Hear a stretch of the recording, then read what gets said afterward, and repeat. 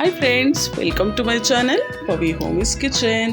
ಇಲ್ಲಿ ನಾನು 2 ಕಪ್ ಆಗೋಷ್ಟು ಕ್ಯಾಬೇಜು, ಹಾಗೆ 1 ಕಪ್ ಆಗೋಷ್ಟು ಈರುಳ್ಳಿ, ಹಾಗೆ 1 ಕಪ್ ಆಗೋಷ್ಟು ಕ್ಯಾರೆಟ್ ತುರಿ, ಹಾಗೆ ಟೇಸ್ಟಿಗೆ ತಕ್ಕಷ್ಟು ಹಸಿರು ಮೆಣಸಿನಕಾಯಿ, ಹಾಗೆ 1 ಟೇಬಲ್ ಸ್ಪೂನ್ ಆಗೋಷ್ಟು ಶುಂಠಿ ಬೆಳ್ಳುಳ್ಳಿ ಪೇಸ್ಟ್ ಹಾಕಿ ಒಂದು ಬಟ್ಟೆ ಅಥವಾ ಸ್ಟ್ರೈನರಿಂದ ಇದರಲ್ಲಿರೋ ನೀರಿನಂಶ ಎಲ್ಲ ಈ ಥರ ನೀಟಾಗಿ ತಗೊಳ್ಳಿ.